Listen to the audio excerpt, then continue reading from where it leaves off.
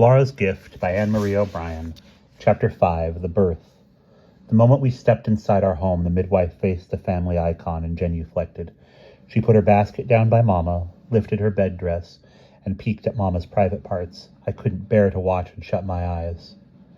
"How long has she been this way?" the midwife asked. "Since early morning," Papa answered. "I need to progress the birth," the midwife said. "What can I do to help?" Papa asked. The midwife pushed her glasses up to the bridge of her nose and eyed Papa with surprise. It wasn't common for a man to be present at a birth. "You're eager for a son, I suppose?" Papa nodded. "We've all prayed for a boy." Not everyone, I thought. The midwife turned to me. "You shouldn't be here either." "I need them both," Mama said. "She'll be married as soon as a suitable husband is found." The midwife ogled me from head to toe like a sack of beets at the market and then turned to Papa. "My nephew would make a fine husband." I gasped. "Our focus should be on Mama." "Yes, of course," the midwife said. "Let's help your Mama up from the sleeping bench." Like obedient dogs, Papa and I pulled Mama up and supported her. The midwife poked my arm and pointed between Mama's legs. "Crawl through 3 times. I got down on my hands and knees, and with my eyes closed, scurried through Mama's legs, not liking it one bit, each time praying, "Please be a baby girl."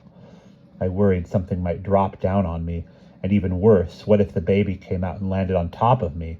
Each time I crawled through Mama's legs, back and forth, back and forth, back and forth, Mama moaned. "Tell me my baby's coming." The midwife got down on her knees and looked again. A frown appeared on her face. "Your baby's a stubborn one. We'll have to hang you from the rafters." She pulled bands from her basket and instructed Papa and me on how to attach them to the beams above. Then she told Mama to twist the other end of the bands around her wrists and to hold on. Mama hung by the beams like a butchered pig for several long hours, moaning and groaning. I didn't envy Mama one bit. By early morning, the moans and groans were coming, one on top of the other, and the bands had stretched so much that Mama no longer dangled in the air. And then, at last, Mama announced, "The baby's here!" "The head is starting to crown." The midwife sprang up from her knees so fast her glasses fell off. Papa took me in his arms and danced me around our long, whitewashed table. He looked like a young boy under the spell of his first crush. The midwife moved Mama back to her bench and encouraged her to push, and so did Papa. "Push! Dorogaya, push!" We all watched on, everyone praying for a son, everyone except for me. I was clutching Alexander's knife, wishing it had magical powers to deliver me a little sister. Along with a loud wail, a strong stream of pee shot into the air when my baby brother entered the world. He was red and wrinkly with a puffy face, his arms and legs curled up like a bird's. Papa showered kisses all over Mama's face. She had finally given birth to a baby boy. The midwife would get her extra gold ruble, and I would lose the dogs.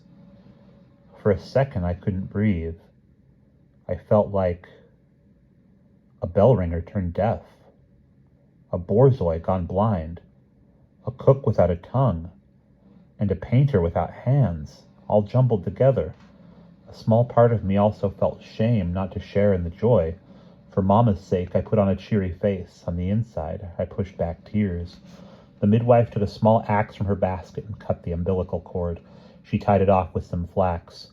"To ensure his health is secure." The midwife paused.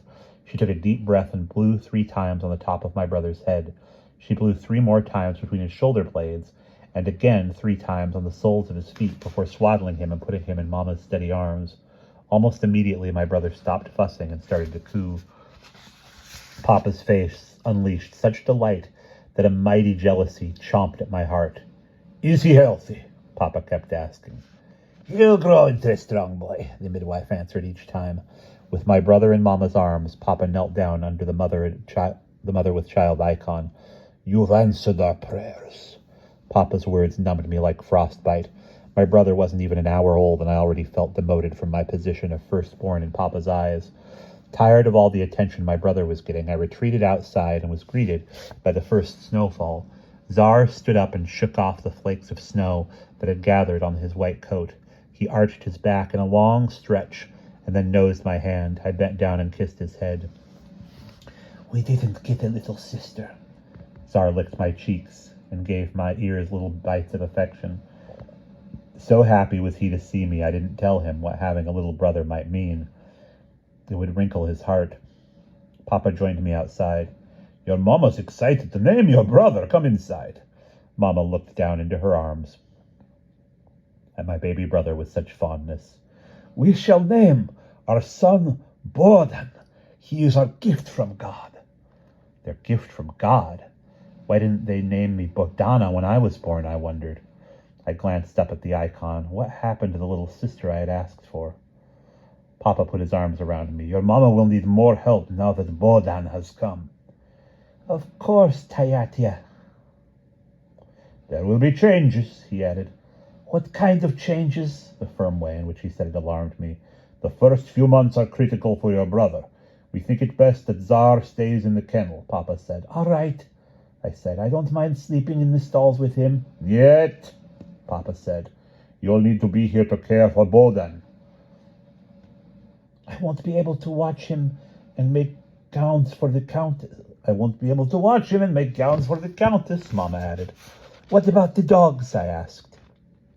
It's time you take on a more suitable apprenticeship, one under your mama's guidance, Papa said. Me, a dressmaker? But I'm all thumbs. Mama would have better luck teaching Tsar. I was once all thumbs too, Mama assured me. This is the best opportunity we have to attract a suitable husband, Papa said. He's right, Mama added. My heart felt like it was being squeezed tight in both of their fists. I reached into my pocket and held Alexander's knife, wishing I had been born a son. And that is the end of chapter 5.